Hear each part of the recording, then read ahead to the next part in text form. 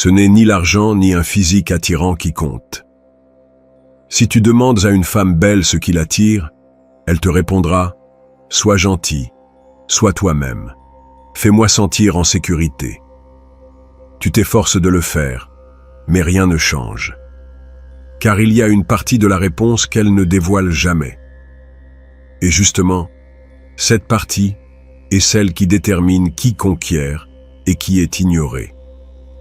Dans cette vidéo, tu vas découvrir ce détail qui change tout et pourquoi c'est le raccourci le plus rapide pour séduire de véritables femmes magnifiques. Alors, si ce contenu te plaît, mets un like et si vous voulez aller plus loin, je vous ai laissé un guide ultime dans les commentaires de cette vidéo. Alors, passons à ce qui compte. Quel est donc ce détail qui change tout? C'est la vérité la plus inconfortable et la plus puissante qu'un homme puisse apprendre. L'attirance n'est pas négociable, ne se gagne pas par mérite, et certainement ne répond pas à la logique. Pense à ceci un instant. Tu as rencontré le gars, celui qui est un homme bien, un ami loyal, celui qui est toujours là pour écouter quand elle se plaint du salaud qui lui a brisé le cœur. Tu es l'homme avec lequel elle se sent en sécurité. Elle te dit que tu es le genre à épouser, qu'elle aimerait trouver quelqu'un comme toi. Et pendant qu'elle te tapote dans le dos, elle rentre chez elle en pensant à un autre, à celui qui lui donne l'insomnie, celui qui est un défi. Être le gentil garçon n'est pas un avantage, c'est une condamnation sociale. Les femmes ne te mentent pas lorsqu'elles dressent cette liste de qualités. Gentillesse, sécurité, loyauté. Mais elles te cachent la condition la plus importante. Elles ne veulent ces qualités que chez un homme pour lequel elles ressentent déjà de l'attirance. C'est la pièce manquante, le filtre invisible qui détermine ton destin. L'attirance est la condition sine qua non, la clé qui ouvre la porte. Sans elle, tous tes efforts, ta gentillesse et ton soutien inconditionnel sont comme tenter d'ouvrir un coffre-fort avec une baguette de pain. Ce n'est tout simplement pas le bon outil. La frustration que tu ressens, ce sentiment d'injustice en voyant d'autres hommes, parfois moins méritants que toi, séduire les femmes que tu désires, est réel. C'est parce que tu joues à un jeu avec un manuel de règles faux que ce sont elles-mêmes qui t'ont remis, non par malice, mais parce qu'elles ne comprennent même pas consciemment les forces primaires qui gouvernent leurs désirs. C'est ici qu'une leçon vieille de 500 ans d'un penseur comme Machiavel devient brutalement pertinente. Il avait compris que dans les jeux de pouvoir, la perception ne fait pas partie du jeu. Elle est le jeu tout entier. Et la séduction, mon ami, est le jeu de pouvoir le plus ancien et le plus viscéral qui existe. Il ne s'agit pas d'être bon ou mauvais. Il s'agit d'être perçu comme un homme de grande valeur, un homme dont l'intérêt est une récompense. Lorsque tu essaies de la gagner en étant le plus gentil, le plus serviable, tu communiques inconsciemment que ta simple présence ne suffit pas. Tu te places en position d'infériorité, comme un vendeur désespéré. L'attirance, au contraire, est un court-circuit dans son cerveau. C'est une réaction involontaire à une démonstration de pouvoir, de confiance et d'un certain mystère qui lui dit « Cet homme a son propre monde et je veux en faire partie ». La gentillesse est le dessert, mais l'attirance est le plat principal. Sans le plat principal, personne ne reste pour le dessert. À présent que tu comprends que l'attirance est la clé maîtresse, la question inévitable est « Comment diable la génère-t-on ? Comment devenir cet homme dont la seule présence intrigue et déclenche cette réaction viscérale avant même qu'il ait prononcé un mot ? Voici la partie pratique, les outils du pouvoir. Si tu es prêt à arrêter de jouer avec des règles qui te font perdre et à commencer à utiliser celles qui te donnent le contrôle du jeu, assure-toi d'être abonné, car la connaissance qui suit est le genre d'avantage injuste qui fait les gagnants. Alors, comment génère-t-on cette attirance viscérale, cette force de gravité qui attire une femme vers toi? La plupart des hommes pensent que la réponse réside dans leur portefeuille, leur physique ou leur liste de réussite. Mais cela, mon ami, n'est que le ticket d'entrée. Cela te permet de t'asseoir à la table de poker, mais ne t'apprend pas à jouer les cartes. La vraie séduction, le pouvoir qui crée l'addiction, réside dans l'organe le plus vulnérable et érogène d'une femme, son esprit. Et le chemin pour la conquérir passe par la parole, mais pas de la manière dont tu le crois. L'erreur fatale, la raison pour laquelle des conversations qui auraient dû enflammer une flamme finissent dans un silence gênant. C'est que les hommes parlent une langue, tandis que les femmes ressentent une autre. Nous utilisons la communication masculine, un échange de données. L'objectif est de transmettre l'information de manière claire et efficace. Je travaille là-dessus, j'ai obtenu ce diplôme, mon plan est ceci. Nous croyons que si nous lui donnons assez de données logiques sur notre valeur, elle, tel un ordinateur, traitera l'information et conclura « C'est un bon parti, je dois ressentir de l'attirance ». Et pendant que tu défiles ton CV, tu n'actives que son détecteur d'ennui. Tu la traites comme un investisseur, pas comme une femme, car la communication féminine ne consiste pas en logique, mais en résonance émotionnelle. Elle ne veut pas entendre tes données, elle veut ressentir ton monde, vibrer sur la même fréquence que toi. Pense à cela, la communication masculine est un télégramme, la féminine est une chanson. Le télégramme transmet un fait, la chanson transmet une humeur, une émotion, une atmosphère. Tu réalises la différence abyssale? Faisons un test rapide. Imagine que tu es à un rendez-vous et que tu veux parler de ton travail. Selon ton instinct, quelle phrase génère le plus d'attirance? A. Je dirige une entreprise qui a cru de 30% cette dernière année. B. Ce qui m'obsède dans mon travail, c'est cette sensation de créer quelque chose à partir de rien et de voir cela prendre vie. Écris A ou B en commentaire et explique brièvement ton choix. Je veux voir quelle mentalité domine cette communauté. Quelle que soit ta réponse, la vérité est la suivante. Elle ne se souviendra pas précisément du 30%, mais elle n'oubliera jamais comment tu l'as fait se sentir quand tu lui as parlé de ta passion. C'est là le jeu. Ton objectif dans une conversation n'est pas qu'elle te comprenne, mais qu'elle te ressente. Tu dois provoquer en elle une expérience émotionnelle analogue à la tienne. Quand tu es passionné, elle doit sentir une étincelle de cette passion. Quand tu es joueur, elle doit avoir envie de rire.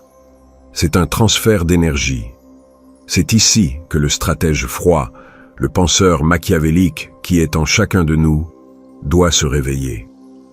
Machiavel savait que les paroles d'un prince ne servaient pas à informer, mais à modeler la réalité émotionnelle de ses sujets et ennemis.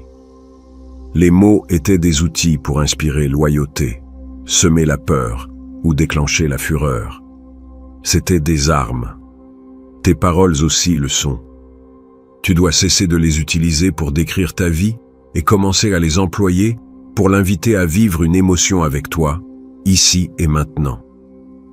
Il s'agit de créer un univers privé, un microcosme où les règles du monde extérieur s'évanouissent et où il n'y a plus que vous deux, vibrant à la même fréquence.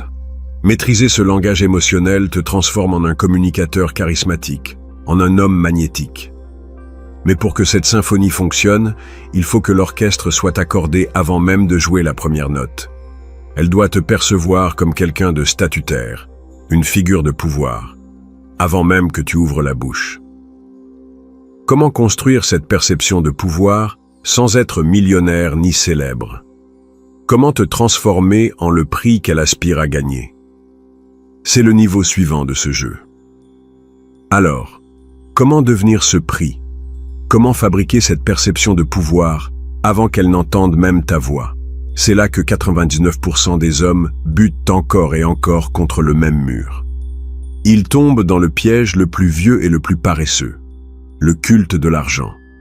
Ils croient que la solution est de louer une voiture de luxe, d'acheter une bouteille chère en boîte de nuit ou de parler de leurs investissements. Ils pensent que si on peut montrer qu'on a des ressources, l'attirance sera une conséquence automatique. Oui, l'argent attire. Il capte l'attention.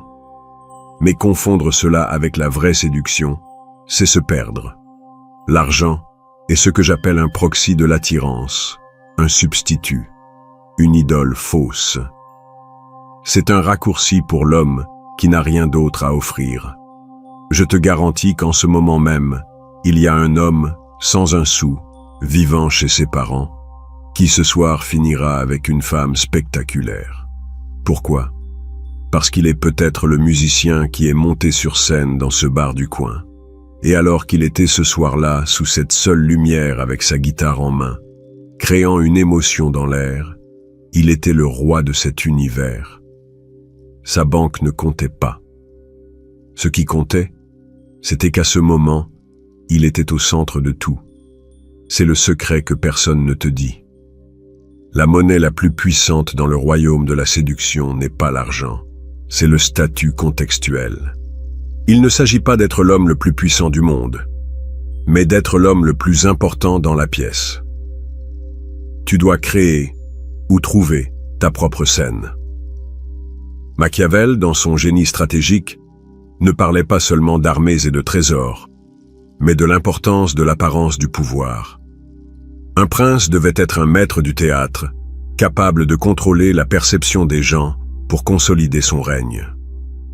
Toi, tu n'as pas besoin d'un royaume, tu as besoin d'une scène. Cela peut être tout et n'importe quoi. L'homme qui organise un barbecue et que tout le monde écoute quand il raconte une anecdote. Celui qui est expert dans un domaine et l'explique avec une passion contagieuse.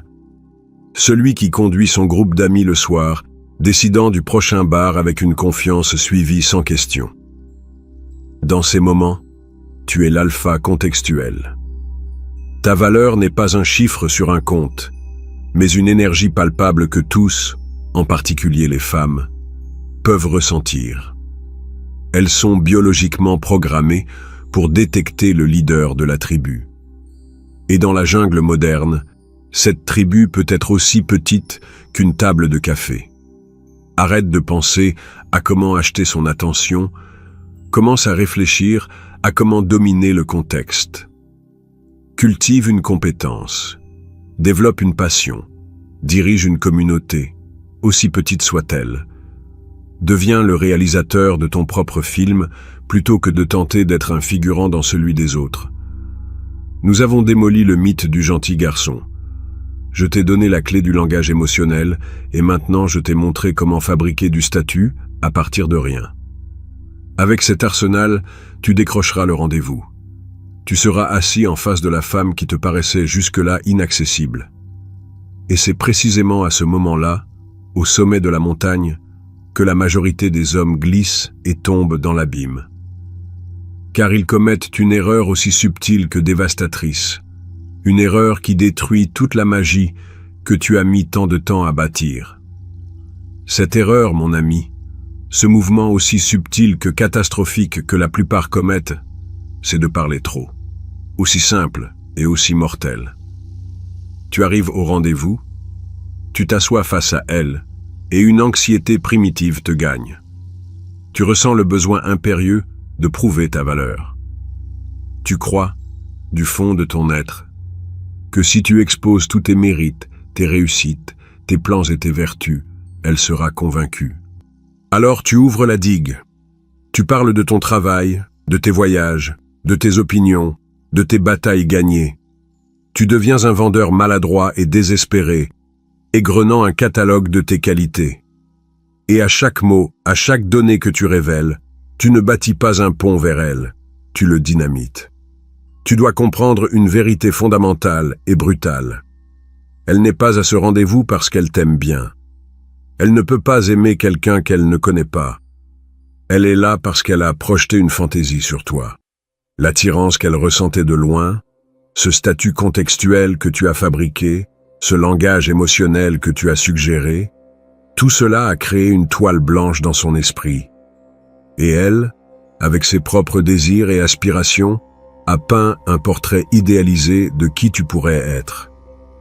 Cette fantaisie est la raison pour laquelle elle a accepté ce rendez-vous. Elle est fragile, puissante, et c'est la seule chose que tu as de ton côté à cet instant. Quand tu commences à parler sans arrêt, la probabilité que la réalité que tu décris corresponde à la fantaisie qu'elle a peinte est pratiquement nulle. Chaque fait que tu révèles est un coup de pinceau de la dure réalité sur son œuvre d'art, et probablement tes coups de pinceau ne correspondent pas. Tu détruis le mystère. Tu la désillusionnes en temps réel. Tu la sors du film qu'elle était en train de créer dans sa tête pour la plonger dans un documentaire ennuyeux sur ta vie. C'est là que le stratège doit rester plus froid que jamais. La solution, et cela va te sembler terrible, mais c'est la vérité la plus pure, c'est la déception lente et progressive. Machiavel conseillerait à un prince de ne jamais dévoiler toutes ses cartes d'un coup. Il doit garder ses ennemis et ses alliés dans un état d'incertitude calculé pour conserver son pouvoir. Ton pouvoir à ce moment est la fantaisie qu'elle a de toi. Ne la détruis pas, gère-la. Ton objectif au premier rendez-vous n'est pas de prouver qui tu es. C'est, stratégiquement, de ne pas démentir la version incroyable que cette femme a déjà dans sa tête. Parle moins, écoute davantage. Quand elle te pose une question, ne réponds pas par un rapport. Réponds par une histoire courte et évocatrice qui suscite plus de questions que de réponses. Sois un miroir, reflète son énergie. Laisse-la remplir les silences avec ses propres suppositions, qui seront presque toujours en ta faveur. Permets à son imagination de travailler pour toi. Il ne s'agit pas de mentir, il s'agit de doser la vérité. La relation réelle, la connexion authentique, ne peuvent commencer que lorsque la fantaisie se brise. Mais si tu la brises d'un coup dès la première heure, il n'y aura rien sur quoi bâtir. En maîtrisant cette transition, avec la précision d'un chirurgien, tu contrôles le rythme. Tu lui donnes le temps de créer la connexion émotionnelle, de former un lien réel, suffisamment fort pour survivre à l'inévitable crise de la déception. Ce moment où elle te voit enfin tel que tu es, avec tes défauts et ton humanité. Gérer cette danse délicate entre la fantaisie et la réalité est ce qui distingue les amateurs des maîtres du jeu. C'est la différence abyssale entre une nuit d'amour et une dévotion durable.